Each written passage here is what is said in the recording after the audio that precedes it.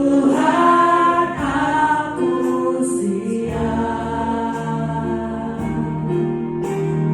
penuhi aku dengan roh-Mu, ku rindu lawatanku, Tuhan aku rindu, aku siap.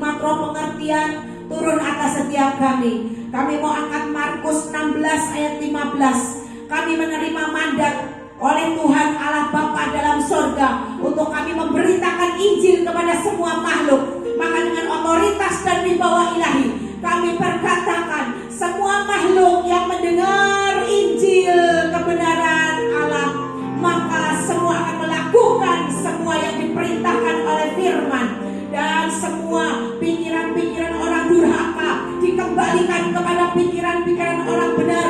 Setiap stronghold diruntuhkan. Kami mendapatkan kuasa untuk meruntuhkan setiap benteng-benteng keangkuhan manusia. Dan kami berdoa, kami mendapatkan, kami mau menginjak ular dan kalajengking. Kami mau menginjak kuasa-kuasa kegelapan yang hendak mencoba membuat kekacauan dan huru hara atas firman yang akan disampaikan pada sore hari ini. Kami angkat Lukas 10 ayat 19, termaterai atas setiap kami. Terima kasih Tuhan. Biarlah roh Tuhan bekerja, Roh Kudus bekerja, Roh Kudus bekerja, Roh Kudus bekerja. Terima kasih Tuhan. Terima kasih Roh Kudus. Kami mau membuka hati kami, jiwa kami untuk menerima firman benih-benih yang ajaib pada malam hari ini. Terima kasih Bapa dalam sorga. Kami berdoa kelainan malaikat bekerja atas tempat ini, atas seluruh jemaat yang hadir. Haleluya, puji Tuhan. Amin. Silakan duduk dalam hadirat Tuhan. Shalom semua saudara-saudara. Selamat sore. Oke, semua sukacita sore hari ini. Amin. Ya. Pada malam hari ini kita mau belajar tentang murid yang sejati. Ya, temanya masih sama, murid yang sejati. Ya, saudara, di zaman sekarang kata-kata murid itu sering dipahami hanya sebagai peserta kelas atau orang yang belajar. Namun menurut Alkitab, murid bukan hanya seseorang yang memperoleh pengetahuan, melainkan seseorang yang mengalami transformasi hidup. Seorang murid akan mengalami perubahan dari yang bodoh menjadi pintar, ya, dari yang nggak ngerti jadi ngerti, akan terus naik kelas, ya, akan terus diuji, akan terus ikut ujian, ya, sampai terjadi perubahan, ya. Yesus tidak pernah berkata, pergilah dan jadikanlah semua bangsa menjadi orang percaya. Tapi Yesus berkata, jadikan semua bangsa muridku. Ya. Ini menunjukkan bahwa tujuan Injil bukan hanya untuk pertobatan, tapi juga untuk transformasi, ya, perubahan melalui pemuritan. Ya. Yang pertama kita pelajari apa itu murid. Ya. Murid itu berasal dari bahasa Yunani kuno, saudara. Yang kata-katanya tulisannya mathaites, ya. Artinya apa? Seorang pelajar. Murid adalah seorang pelajar. Murid adalah pengikut. Murid adalah orang yang belajar dengan tujuan hidup seperti gurunya. Seorang yang terus-menerus dibentuk, itulah murid, ya. Kata ini berasal dari kata kerja mantano. Artinya belajar, memahami, memperoleh pengetahuan melalui pengalaman. Jadi mathaites bukan hanya mengumpulkan informasi, tapi seseorang yang belajar lalu menghidupi, lalu mengalami perubahan, transformasi, lalu meneladani gurunya. Jadi yang jadi guru harus sudah benar apa belum, saudara? Sudah benar, ya, karena akan diteladani, ya, untuk belajar, untuk murid itu menghidupi, lalu mengalami perubahan, lalu meneladani gurunya. Guru itu jadi contoh dan teladan. Kalau yang jadi guru nggak bisa jadi contoh dan teladan, terus muridnya meh niru sopo. Ya, jadi kalau kita dipilih, kita dididik menjadi soko gurunya Tuhan, karakter kita harus benar, ya. Kalau menyesatkan, firman bilang apa? Ada seorang guru yang menyesatkan, ditali lehernya, dicemplungin kekilangan, ya, kekilangan minyak, ditenggelamkan ke laut, ya kan? Lebih baik lehernya diikat, ditenggelamkan ke laut. Alkitab bilang seperti itu. Kalau ada guru yang menyesatkan. Padahal zaman akhir-akhir ini kita sering banyak dengar ya, guru di tempat pesantren ya kan, malah makan anak didiknya ya. Ada banyak juga pemuka-pemuka agama yang kurang ajar sama anak-anak didiknya dan melakukan kekerasan ya. Orang tuanya nyekolahin mahal-mahal, ternyata dicelakain, nggak bisa digugu, nggak bisa ditiru. Nah ini kalau ketemu Tuhan Yesus langsung diikat lehernya pakai batu gede, cemplungin ke laut, ditenggelamkan, saudara. Ini guru yang menyesatkan, hukumannya seperti itu ya. Inilah sebabnya mengapa murid Yesus berbeda dengan siswa sekolah. Siswa belajar untuk lulus, murid belajar untuk berubah menjadi seperti Yesus ya. Yang kedua, mari kita analisis Matius 28 ayat 19. Dibuka ya, Matius 28 ayat 19. Boleh bacain salah satu? Matius 28 ayat 19. Karena itu pergilah jadikan semua bangsa muridku, dan baptislah mereka dalam nama Bapa dan Anak dan Roh Kudus. Amin ya. Jadi disuruh pergi ya. Kita itu disuruh secara harafiah itu pergi dan jadikanlah murid ya. Menariknya kata utama dalam kalimat ini bukan pergilah, tetapi jadikan murid. Kalimat ini intinya apa? Perintah untuk menjadikan murid ya. Jadi sedangkan poreutentes artinya sementara kamu pergi ya. Jadi fokus amanat agung bukan perjalanan, tapi membuat murid. Amanat agung itu membuat murid ya. Prinsip besar gereja itu kadang itu malah sibuk membuat apa? Membuat acara-acara, membuat gedung, membuat program-program, saudara. Tapi Yesus berkata, perintah Yesus itu membuat murid, bukan kakaian acara ya. Gawe kain, gawe iki, gawe kain, gawe iki, tapi muridnya bodoh semua, jemaatnya bodoh semua, tidak ngerti apa-apa ya.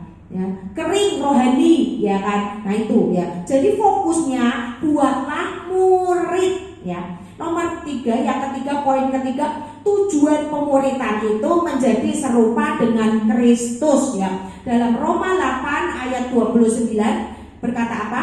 Supaya mereka menjadi serupa dengan gambaran anaknya ya. Tapi waktu menjadi serupa dengan gambaran Yesus, Yesus itu orang dewasa ya. Yesus itu bertumbuh menjadi dewasa. Maka lama-lama kita juga bukan cuma jadi anak, saudara. Kalau kita bertumbuh, kita pertama jadi anak, lama-lama kita harus jadi apa? Jadi mempelai yang dewasa ya. Orang yang menjadi mempelai itu harus di atas umur, bukan di bawah umur ya. Tujuan kita adalah menyenangkan hati Tuhan intinya. Pemuritan untuk menyenangkan hati Tuhan, untuk menikah ya kan. Orang dewasa kan akhirnya menikah ya. Untuk bisa membangun rumah, membangun kapal, membangun bahtera harus menikah ya.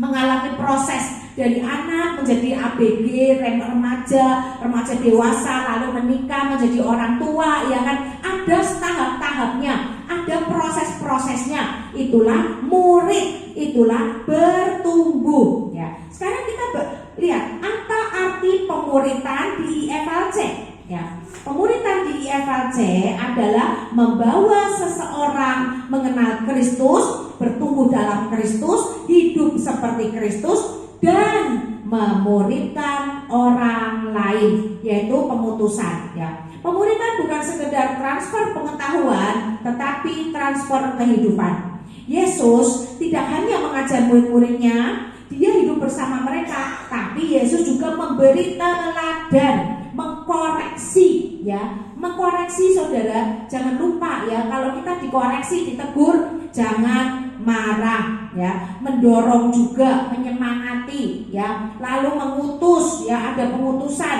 ya. Sebelumnya pasti akan mempersiapkan mereka untuk melanjutkan misinya Tuhan ya, saudara. Ya di sini. Jadi kita udah ngerti ya pemuritan itu gambarannya seperti apa ya. Saudara, sebentar. Murid kita buka 1 Korintus 4 ayat 20. 1 Korintus 4 ayat 20. Saya bacain. Sebab kerajaan Allah bukan terdiri dari perkataan, tetapi dari kuasa ya. Bukan ngomong doang, tapi dari kuasa ya. Sekian lama menjadi murid, sekian lama jadi orang Kristen, tapi kosong, gak ada kuasanya. Buat apa? Ya kan, berarti gak sukses dong. Itu kalau ada ujian, gak lulus-lulus dong. Ya kan, gak ada kuasa soalnya ya. Ya, jadi apakah saudara itu sekarang mengenal IFLC saudara? Untuk semua yang hadir, IFLC adalah singkatan dari International Fathers Love Church ya. Pelayanan di IFLC adalah apa? Pengajaran pasti ya kan. Lalu pelayanan di IFLC ini unik saudara. Pengajaran iya, pelepasan ya, melepaskan belenggu-belenggu rantai-rantai iblis. Yang kedua kesembuhan, yang ketiga prophetic, kenabian ya, menyampaikan pesan-pesan Tuhan. Pesan-pesan Tuhan dalam apa? Dalam waktu kita mau mengajar, ada pesan Tuhan yang diwahyukan. Nanti kamu ngajarnya ini, materinya ini, melalui gembala sidang bisa, melalui pribadi wahyu yang datang itu bisa ya. Jadi gembala kita, gembala sidang IFLC Tegal, IFLC seluruh Nusantara itu bergerak di 4 bidang ini: pengajaran, kesembuhan, kenabian, dan juga pelepasan ya saudara. Jadi orang yang dimuridkan di sini nanti akan memiliki kuasa dan memiliki karunia yang sama dengan gembala sidangnya ya, karena urapan itu turun dari atas mengalir ke bawah. Semua yang dimuridkan di tempat ini harus bisa praktek iman, harus bisa bergerak dalam kuasa juga. Kalau sering datang ke sini tapi gak ada kuasa, nanti hubungi saya pribadi, saya doakan ya. Karena urapan itu mengalir dari atas ke bawah. Ada banyak semua dari pengurus, dari jemaat ya, yang didoakan banyak yang sembuh, yang terikat banyak yang dilepaskan ya, yang mau bunuh diri gak jadi aja banyak saudara. Gak cuma dari IFLC, dari gereja lain datang kepada kita di IFLC, kita doakan ya. Yang mau bunuh diri gak jadi bunuh diri saudara, banyak ya. Ini bergerak tentang kuasa ya. Yang sakit juga banyak yang disembuhkan ya. Kita buka lagi Lukas 6 ayat 40 sampai 42. Lukas 6 ayat 40 sampai 42. Seorang murid tidak lebih daripada gurunya, tetapi barang siapa yang telah tamat pelajarannya akan sama dengan gurunya ya. Seorang murid itu gak lebih dari gurunya saudara. Tapi kalau pelajarannya sudah tamat ya, sudah tamat, itu bisa lebih loh dari gurunya ya kan. Akan sama dengan gurunya ya. Kalau di sekolah biasa itu apa? Dapat ijazah. Yang tadinya jadi murid, yang tadinya diajar sama dosen, waktu dia tamat, dia dapat ijazah nggak? Sama menjadi dosen ya kan. Murid itu mengalami pertumbuhan saudara. Kalau nggak ada pertumbuhan, nggak ada transformasi ya, nggak ada perubahan, itu bukan murid ya. Jadi apa? Ngendok terus berarti sekolah ya kan. Ngendok banyak, ndok bebeknya banyak ya kan. Oke, pemuridan di IFLC itu sama bergeraknya seperti tadi ya saudara ya. Jadi kita yang tanam di IFLC, yang mau dimuridkan, lama-lama akan terbuka mata roh waktu kita bergaul karib dengan Tuhan dan diurapi terus ya. Diurapi saudara itu nggak mudah, nanti kita akan bahas ya. Kesuksesan sebuah gereja ya bukan diukur dari berapa jumlah jemaat. Kesuksesan gereja itu enggak diukur dari jemaatnya banyak berbondong-bondong tapi tidak bisa apa-apa semua, tidak ada yang berbuah. Itu bukan kesuksesan sebuah gereja. Kesuksesan sebuah gereja adalah melahirkan murid-murid ya. Gerejanya bergerak di profetik, pelayan Tuhannya bergerak juga Ya, jemaat-jemaatnya mulai praktek tumpang tangan sembuh, doain orang-orang ya. Ini kesuksesan sebuah gereja ya, karena IFLC bergerak di roh ya kan, kuasa. Maka musuh IFLC adalah banyak, yaitu apa? Roh-roh jahat. Ya, termasuk orang-orang yang badannya, jiwanya itu menjadi pijakan iblis, gak akan mau ke sini karena tahu kalau di sini pasti ditumpangi tangan. Kelihatan ada roh jahat, mesti diikat, ya kan? Mesti diikat karena semua pengerja bergerak dalam profetik. Mata rohnya terbuka, dia tahu ada musuh datang, nyusup, ya saudara. Kalau Tuhan sering kasih lihat saya, kalau ada orang baru datang waktu penyembahan pujian itu saya lihat roh dia bergeser. Kalau ada roh jahatnya dia bergeser. Nah di situ saya tahu dia ada roh jahatnya. Pasti saya berdoa, saya ikat itu, ya. Makanya orang yang pelayanan yang bergerak di seperti ini, saudara, itu seperti orang itu mau kesini tuh jadi malas. Ada yang berasa nggak kalau mau kesini jadi malas? Karena tahu di sini pemimpinnya mesti berdoa minta Tuhan ikat semua roh jahat, ya kan? Musuh-musuh dihabisi, ya. Saya mesti kayak gitu, saudara. Saya nggak mau semua yang datang di sini ada roh jahatnya, saya nggak mau. Kalau Tuhan kasih lihat saya, berarti saya harus ikat, ya itu ya saudara. Jadi kita pulang sudah plong, sudah tidak ada yang jahat. Nanti sakit penyakit otomatis sembuh sendiri, saudara. Itu saudara. Kalau kita membereskan yang di roh, yang jahat yang di roh, pasti badan kita akan sehat, saudara, ya kan? Akan sehat, pikirannya tenang, hatinya damai, sukacita, ya itu saudara, ya. Tapi diukur dari apa kesuksesan gereja? Dari berapa orang yang buta rohani dicelikan, yang tadinya buta rohani jadi bisa lihat, ya, jadi bisa terbuka mata rohnya, ya kan? Bisa merasakan melihat kemuliaan Tuhan. Yang tuli bisa mendengar suara Bapa. Seorang anak pasti bisa mendengar suara Bapa. Kalau ada anak gak bisa dengar suara Bapa, berarti anaknya sopo, ya kan? Anaknya siapa? Kok gak bisa dengar suara Bapa, tapi dengernya iblis terus yang menyesatkan, dengernya fitnah. Hati-hati loh, orang itu tuh ngerasani kamu loh di belakangnya, ya. Lagi-lagi denger lagi, hati-hati, jangan ke gereja itu sesat, ya. Nanti ada lagi, hati-hati sama anakmu itu nanti bisa bocorin rahasiamu loh. Nah, ada lagi, hati-hati, nanti apa? Ya. Jadi kalau kita lihat buahnya dari setiap suara yang membuat kita tidak damai sejahtera itu pasti suara iblis, saudara.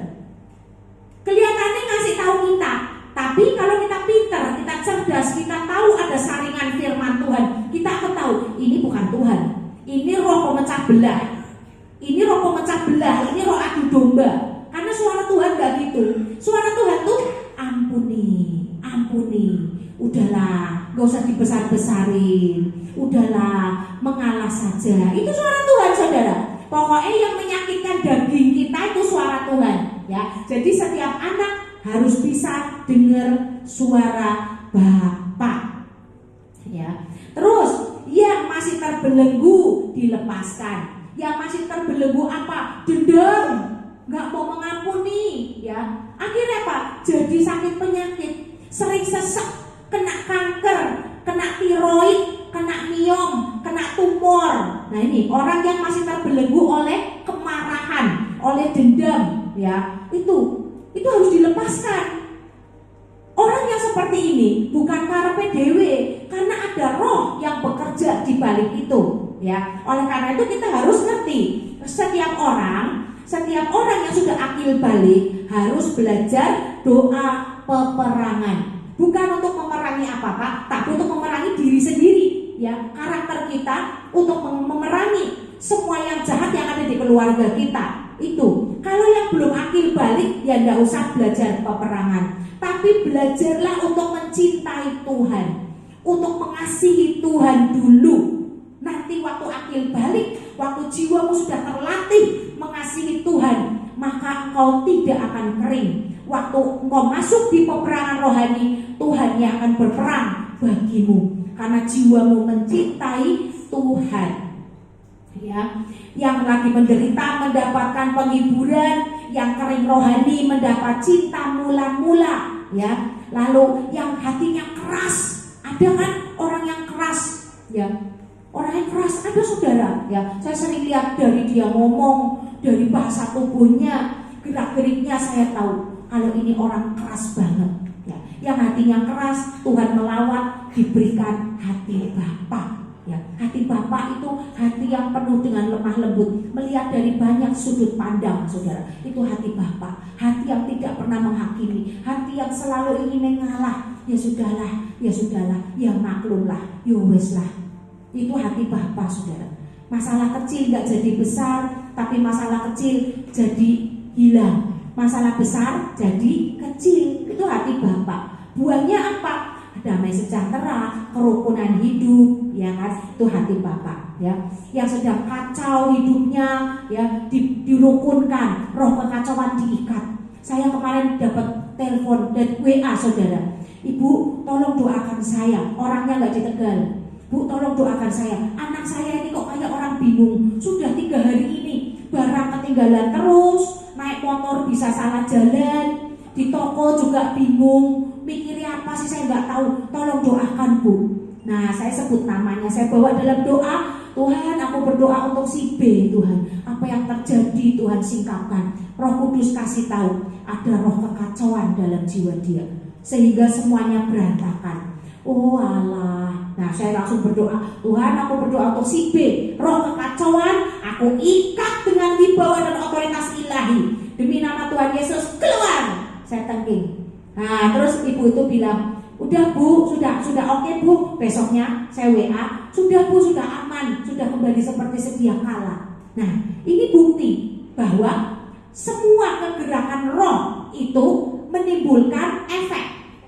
Kegerakan Roh Kudus menimbulkan lawatan, menimbulkan kesembuhan, menimbulkan cinta akan Tuhan, menimbulkan kekaguman akan Tuhan.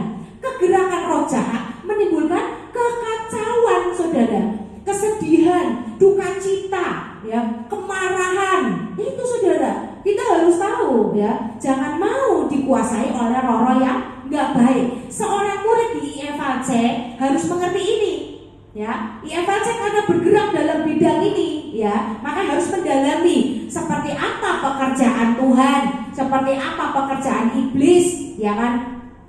Orang yang degil hatinya diubahkan dengan didikan Tuhan, ya. Saudara, pemuritan juga harus dilakukan di mana? Di keluarga kita juga. Anak-anak harus diajari, ya, menjadi seorang murid itu seperti apa.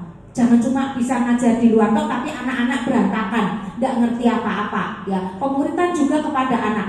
Saya kalau pergi sama anak-anak, saya selalu menceritakan kebaikan Tuhan, kesaksian-kesaksian yang pernah saya alami, sakit penyakit yang sembuh, ya, kekacauan yang sudah sembuh. Saya ceritain ke anak-anak, saudara. Anak-anak saya jadi ngerti, ya, kisah-kisah firman Tuhan, kisah-kisah di dalam Alkitab. Misalnya nih kisah Raja Salomo yang begitu bijaksana, ya, kisah Ayub, ya, kisah Daud, itu saya ceritakan saudara, ya. Jadi anak-anak tahu, ya, oh begini toh ceritanya. Mungkin dia waktu kecil di sekolah minggu sudah lupa, ya kan. Tapi kita orang tuanya terus memasuki pikiran dia dengan kisah-kisah di dalam Alkitab, sehingga dia bisa mencontoh nabi-nabi pendahulu-pendahulu kita yang sukses, ya, di mata Tuhan, yang diberkati Tuhan, ya.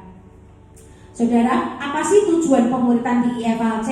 Tadi di awal kita udah lihat di PPT, ya, tujuan pemuritan, ya. Jadi intinya tujuan pemuritan di IFLC adalah membuat semua murid berkenan, semua jemaat berkenan di hati Tuhan. Buat apa kita cari Tuhan kalau Tuhan gak berkenan sama kita? Buat apa kita menabur? Buat apa kita datang ke ibadah? Buat apa kita mengaku dosa? Buat apa kita mengasihi sesama kita? Buat apa kita masuk dalam komunitas? Ya kan? Tujuannya untuk apa? Supaya Tuhan berkenan akan kita, akan semua perbuatan kita. Yang kedua, supaya kita tahu cara kerja Tuhan. Yang ketiga, kita tahu cara kerja iblis. Yang keempat, kita akan dimuliakan menjadi serupa dengan Kristus. Ya, Tuhan akan memuliakan kita, saudara. Waktu kita tidak bosan-bosan masuk duduk dalam pemuritan, ya, yang paling penting juga ada lagi. Tuhan kita itu akan tahu cara kerja pengurapan beserta dampaknya. Waktu kita diurapi, saudara, gembala sidang melepaskan, terima pengurapan. Itu kita lagi terima sinar kemuliaan Tuhan, menerima sesuatu yang dari sorga turun ke atas kita. Ingat, Musa waktu ketemu dengan Bapa di Gunung Sinai, waktu dia turun, dia bersinar apa jadi gelap? Bersinar, ya kan? Musa waktu ketemu Tuhan, dia bersinar sampai dia harus menyelubungi mukanya supaya orang tidak tahu wajah dia bersinar. Demikian juga orang yang diurapi Tuhan, orang yang dikenan Tuhan, wajahnya, tubuhnya bersinar, saudara. Nah, engkau waktu bersinar, engkau ini menimbulkan daya tarik bagi iblis. Iblis tahu orang ini bersinar, berarti ini orangnya Tuhan, ini musuh. Iblis akan men-TO kita, ini musuh. Ya, ada tanda bahwa kita itu bersinar. Ya, itu iblis men-TO kita. Jadi waktu kita diurapi, musuh kita semakin tahu nggak? Semakin kita jelas nggak di hadapan musuh? Ini musuh. Ya, atau malah bisa sembunyi, nggak bisa sembunyi. Orang yang diurapi Tuhan, orang yang dipanggil Tuhan, orang yang dikenan sama Tuhan, ya, itu akan terang. Di alam roh dia bersinar, saudara. Ya, dia bersinar. Sinar ini menimbulkan daya tarik iblis untuk apa? Menghabisi orang ini. Waktu engkau masuk dalam pengurapan, waktu engkau didoakan, pengurapan Tuhan turun. Berarti apa? Berarti engkau harus berjaga-jaga supaya jangan sampai aku yang moncer bersinar ini kena bom, kena rudal, duet, karena nggak berjaga-jaga, hancurlah berkeping-keping. Kena panah api si jahat, jelek, kena panah api, langsung apa? Baper, tiba-tiba persahabatannya nggak apa-apa, jadi apa? Jadi bermasalah, jadi bermusuhan. Karena Pak, kenapa nabi si jahat? Baper, kok gitu ya? Nah itu orang yang bersinar diurapi Tuhan, itu ada musuh juga. Selain orang kagum akan dia, kok kamu seger banget sih? Kok kamu moncer banget sih, kata orang dunia? Perawatan apa gimana kok jadi kinclong, ya kan? Di alam roh juga sama. Di alam roh juga iblis ngomong, ini nih orangnya Tuhan nih, ini pasukannya Tuhan nih, hajar yuk. Nah, hati-hati ya, kalau kita masuk diurapi, hati-hati, kita harus berjaga-jaga. Karena kita terang, di alam roh itu kita terang. Mesti ada orang yang gak suka, yaitu apa? Pihak iblis.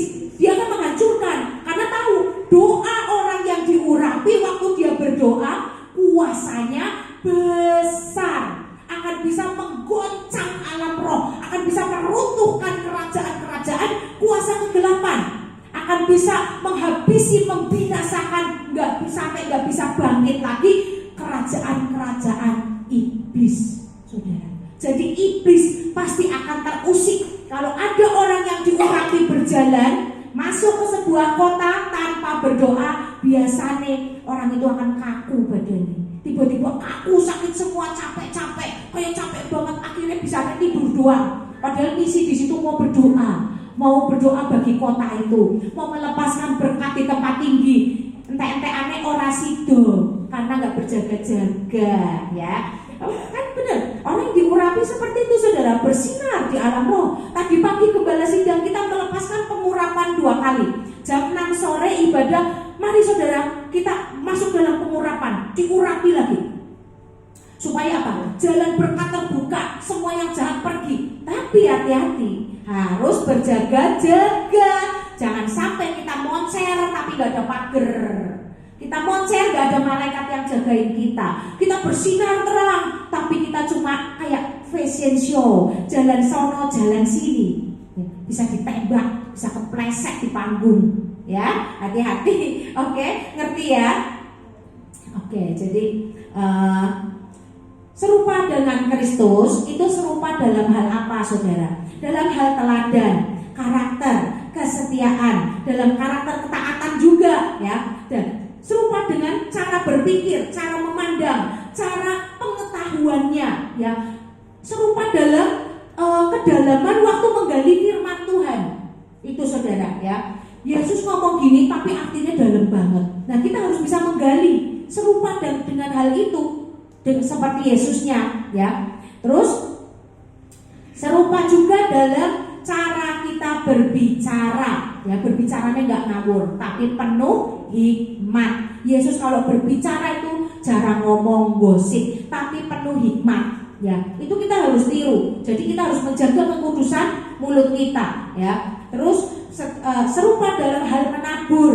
Yesus itu suka apa? Suka ngasih makan orang banyak, ya. Kalau ngasih makan tuh ribuan, itu serupa dengan Kristus. Kepenginnya ngasih makan orang, ya. Nah ini serupa dengan Kristus, saudara. Bukan pemborosan, karena itu udah karakter, udah sifat, ya. Jadi Kristus itu suka ngasih makan orang, suka memberi, ya. Membayar pajak, ya membayar pajak, ya kan.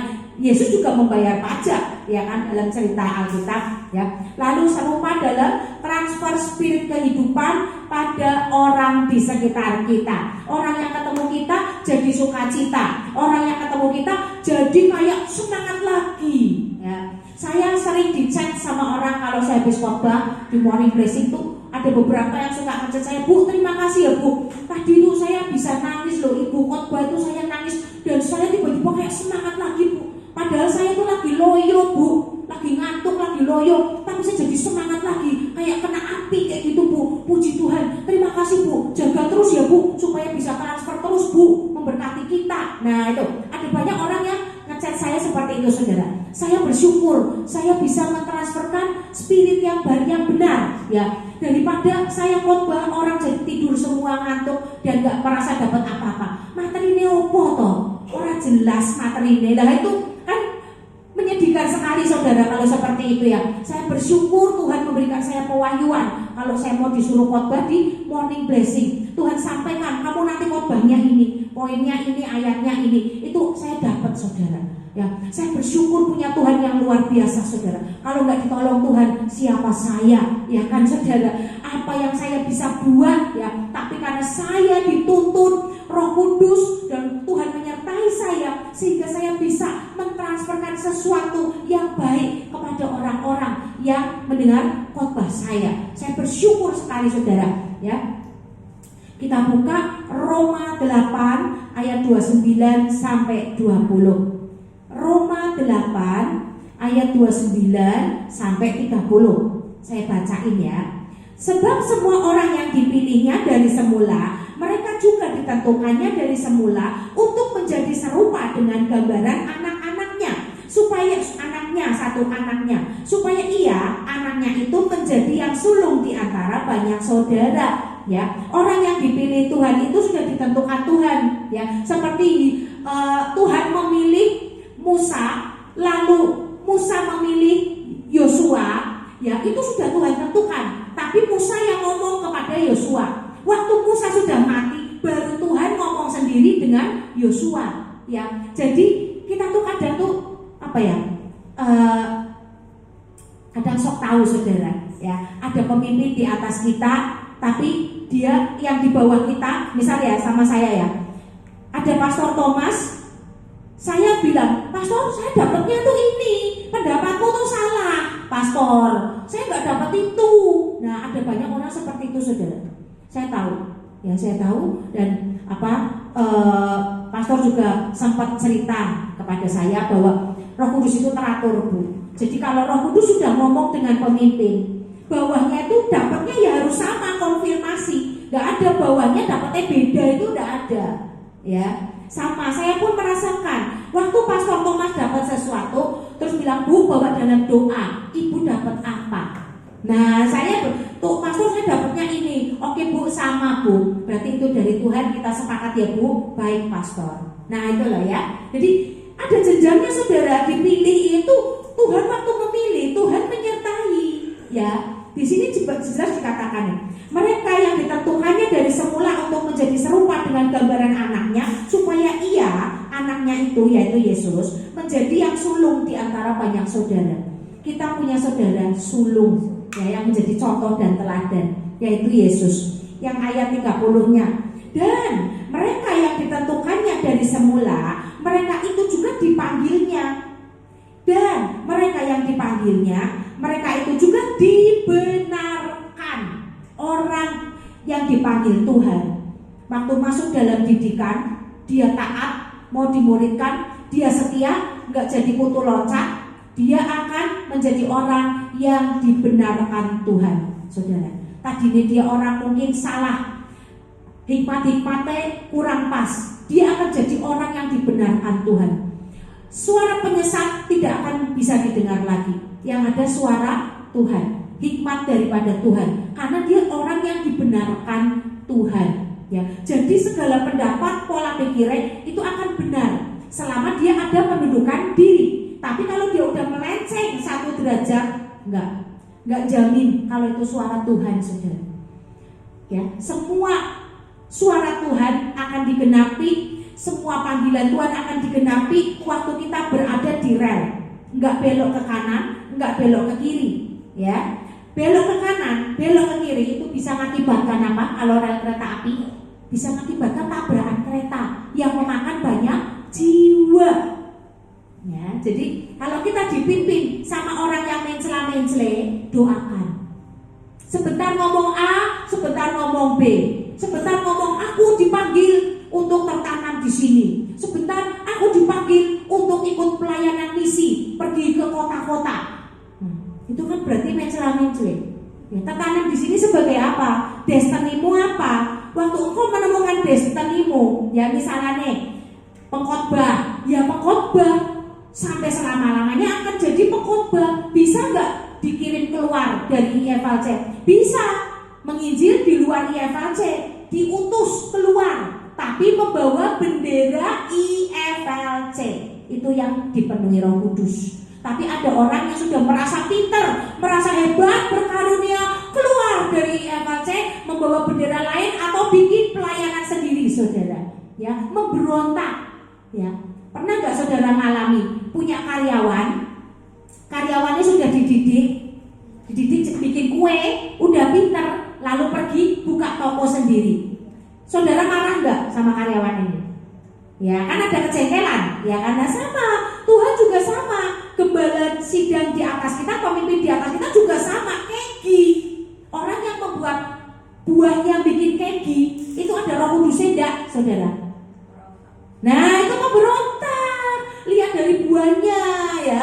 Ini banyak terjadi.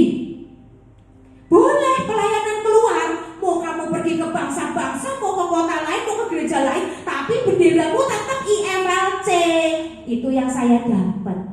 Tapi kalau engkau bilang, aku kayaknya mau keluar deh dari IFLC, karena Tuhan bilang aku harus ke bangsa-bangsa, saya bingung. Padahal dia pertama kali masuknya di IFLC, udah yakin bener aku gak akan keluar dari IFLC, aku akan setia, ternyata ya saudara, jadi kita harus bisa membedakan mana suara Tuhan, mana suara penyesat.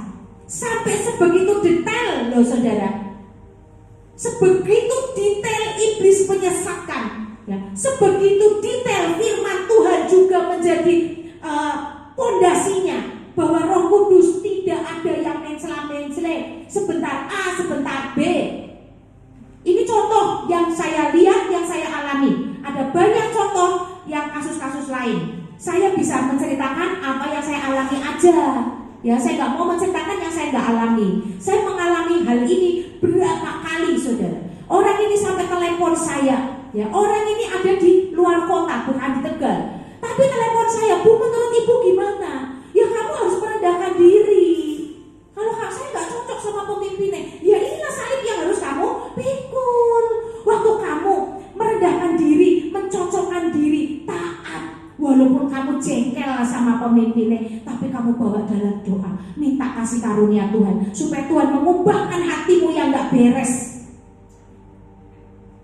Ya kan? Firman Tuhan kan bilang, nggak boleh menjamah yang diurapi, nggak boleh berbuat jahat sama nabi-nabi Tuhan. Lah kalau pengerjaannya marah sama pemimpinnya, ngerasani di belakang, memberontak, ya kamu elek-elek kabeh orang diteleponi.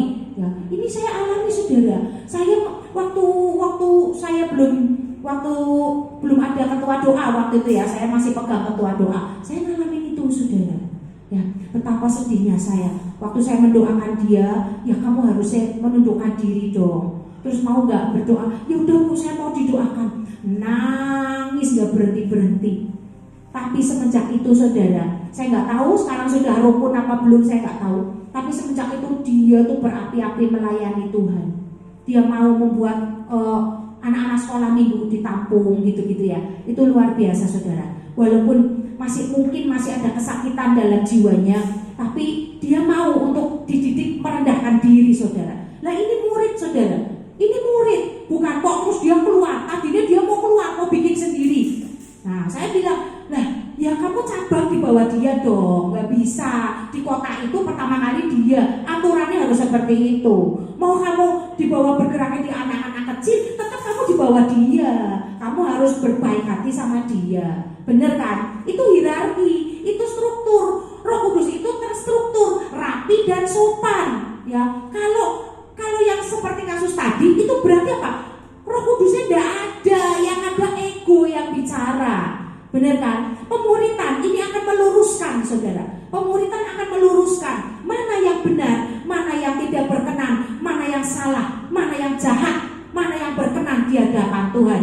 Ini, saudara, fungsinya pemuritan, ya. Tuhan akan membuat orang-orang akan dibenarkan. Kita lihat pendahulu kita di Alkitab, Yosua. Kita belajar. Waktu saya lagi ngulik firman ini, tema ini, saya ngulik apa Tuhan? Saya buka firman ini, saya buka ini, saya buka itu. Oh ya, Yosua. Saya ingat Yosua. Oh ya, Eliezer. Saya dulu pernah mempelajari Eliezer, saudara. Itu terngiang lagi. Oh iya betul. Saya buka Yosua. Saya ingat-ingat. Oh iya, apa sih yang Yosua lakukan? Kok Tuhan bilang Yosua? Ya kan?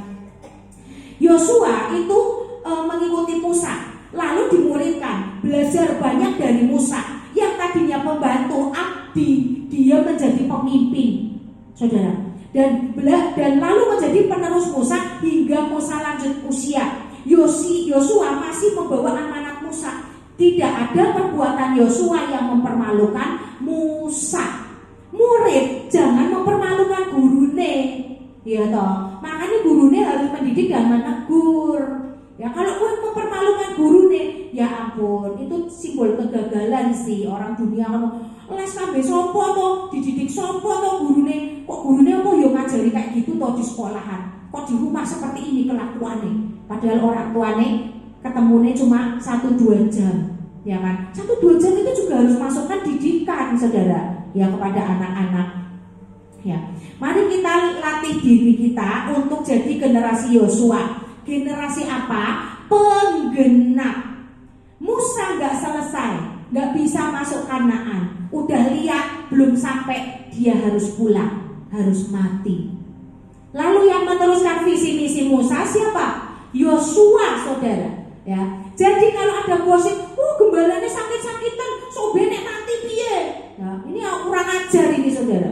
Ini orang gak ada etika, ya, yang ngomong seperti ini peringatan keras, warning, ya, ini kurang ajar, ya. Belajar dong dari Alkitab, ya. Mau sakit-sakitan bisa mati, yang sehat aja bisa mati, ya kan? Makanya jangan kurang ajar. Orang yang ada Roh Kudus ngomongnya gak akan kurang ajar, saudara. Ya, dia gak akan menyakiti hati pemimpin, saudara. Gak akan menyakiti, mempermalukan pemimpin. Ya, Yosua gak pernah mempermalukan Musa. Kita harus belajar dari Yosua. Mau gembalanya sehat, mau sakit, kita tetap harus menopang dengan doa. Ya, doakan supaya umur panjang, sehat terus. Ya, semua dilancarkan, pelayanannya diberkati. Jangan pikir mati.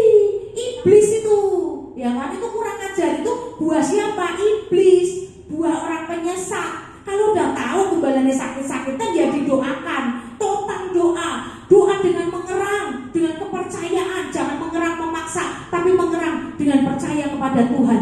Selama ada pengerja yang masih berdoa, saya yakin semua orang yang sakit, ya, atau gembala sidang atau siapapun, kita masih ada berdoa, minta sama Tuhan, minta belas kasihan Tuhan. Diperpanjang gak? Diperpanjang. Hizkia aja diperpanjang sama Tuhan.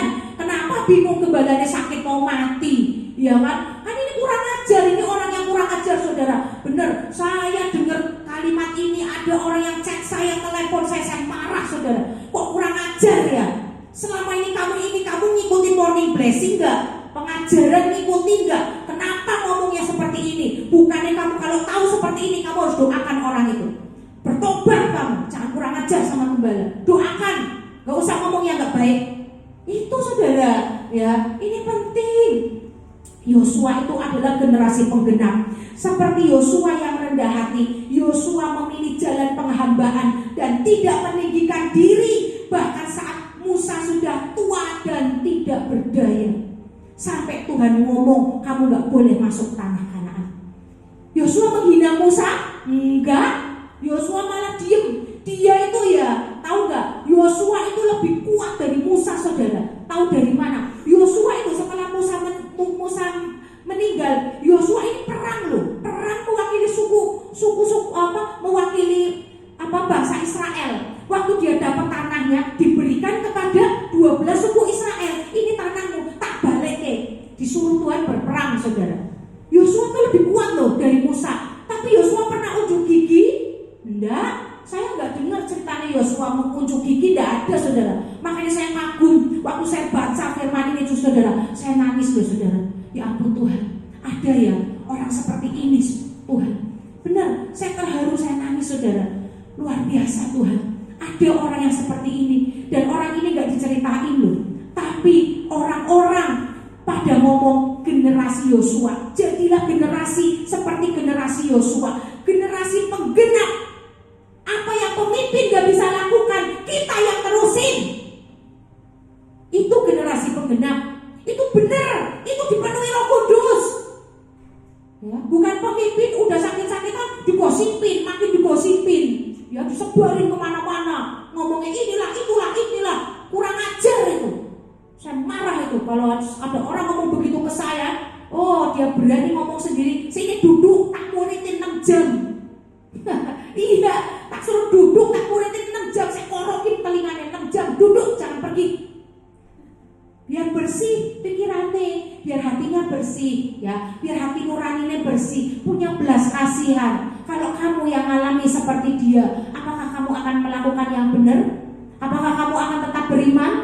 Apakah kamu akan tetap berdiri tegak di mimbar? Sementara orang lain menghina, bisa khotbah tapi kamu sendiri sakit-sakitan. Gimana reaksi kita waktu kita mengalami seperti dia? Ya, ini saudara. Saya sedih, makanya perlu sekali pemuritan saudara. Kalau orang ini benar, orang ini sampai tanya ke saya ngomong seperti itu, oh tak dudukin 6 jam, tak korokin 6 jam itu artinya, ya. Kita buka Keluaran 33 ayat 11. Ada yang bisa bacain? Satu ayat, Keluaran 33 ayat 11. Dari mana kita tahu Yosua itu pembantu Musa? Ya, jelas ditulis. Boleh ada yang baca Keluaran 33 ayat 11. Dan Tuhan berbicara kepada Musa dengan berhadapan muka seperti seorang berbicara kepada temannya. Kemudian kembalilah ia ke perkemahan, tetapi abdinya Yosua bin Nun, seorang yang masih muda, tidaklah meninggalkan kemah itu. Nah tuh ya, Yosua bin Nun itu setia ngikutin Musa kemana-mana. Dia masih muda. Abdinya, di sini jelas ditulis abdi. Ya, abdi itu pengerjane, ya kan? Nah itu aja dia nggak meninggikan diri loh. Dia lebih kuat dari Musa. Dia bisa berhasil dipilih Tuhan loh. Dari sekian kandidat di sekitar Musa ada siapa? Ada Harun, ya kan? Ada Kaleb, ada Eliezer, ada Harun, ada Miriam. Tapi kenapa yang dipilih Tuhan itu Yosua? Karena Miriam dan Harun hatinya kotor, ya, dia menghakimi pemimpinnya. Padahal kalau pemimpin salah, kita bawa aja dalam doa. Caranya gitu saudara. Nanti Tuhan sendiri akan menegur pemimpinnya. Kalau masih bandel dia akan dihajar. Tapi kita nggak berhak, ya, kita nggak berhak. Kita latih diri kita kepada sesama kita. Kita jangan menghakimi. Waktu ada orang yang jahat sama kita, cukup bawa ke Tuhan. Serahkan penghakiman kepada Tuhan. Kita berdoa Jehovah Seba, Jehovah Tsidkenu, ya kan, Allah yang maha adil. Jehovah Tsidkenu, kau yang akan bekerja membela aku dengan caramu. Wis, bawa nama nih, orang ini jahat. Engkau yang akan bekerja membela aku Tuhan. Wes, gitu aja. Tuhan yang maha adil, Engkau yang akan membela aku. Selesai. Latih diri kita tuh seperti itu. Jadi kita mulut kita gak kurang ajar sama pemimpin. Nah ini saudara ya. Oke. Yosua 11 ayat 15 dibuka ya. Yosua 11 ayat 15.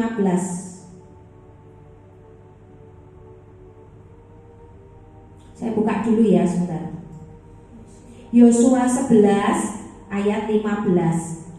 Seperti yang diperintahkan Tuhan kepada Musa hambanya itu, demikianlah diperintahkan Musa kepada Yosua, dan seperti itulah dilakukan Yosua. Tidak ada sesuatu yang diabaikannya dari segala yang diperintahkan Tuhan kepada Musa ya. Jadi Yosua itu murid yang bisa menangkap detail pesan Tuhan ya terhadap Musa. Ya dia ingat ngikutin Musa terus karena jadi dia tahu segala sesuatu dengan pasti ya.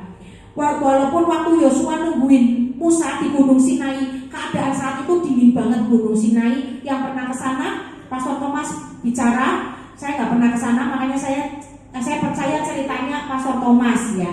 Gembala Sidang, dia bilang di sana itu dingin sekali, anginnya kencang, tapi tetap sabar menunggu Musa 40 hari loh saudara. Luar biasa ya. Kalau kita udah apa? Kita udah kabur, ya kan? Kita cari yang nyaman, ya kan? Dia enggak loh. Bayangin betapa kuat fisiknya Yosua ngelawan dingin seperti itu. Dia nggak sakit, nggak ada diceritain Yosua sakit, nggak ada, ya kan? Luar biasa ya. Yosua melakukan semua itu tanpa disuruh saudara. Itu karena apa? Dia memiliki kerendahan hati saudara. Kalau orang punya kerendahan hati, dia nggak akan meninggikan diri. Dia tetap walaupun aku kedinginan ya udah aku tungguin. Dia merasa aku harus menopang dia. Aku nggak mau ninggal Musa. Aku tahu Musa itu lemah. Yosua mesti ngomong begitu. Seperti kita waktu kita mengasihi orang tua kita. Orang tua kita sudah tua, kita berani ninggal? Nggak berani. Karena kita rendah hati, aku harus menopang orang tuaku, menjaga orang tuaku, jangan sampai orang tuaku kenapa-napa. Ini rendah hati, sama seperti hati Yosua. Kalau kita sama orang tua aja nggak bisa ngerti, saya yakin sama Tuhan pun nol. Hubunganmu dengan Tuhan pasti nol. Sama orang tua aja nggak ngerti, pasti hubunganmu dengan Tuhan nol. Udah itu. Itu cermin yang masih hidup aja berani nelantarin. Lah kalau yang sama Tuhan yang nggak kelihatan, nah tambah, ya kan? Itu saudara, ya. Yosua berani pasang badan menjagai Musa dari bawah, ya. Terus menopang Musa sampai akhir hayat Musa.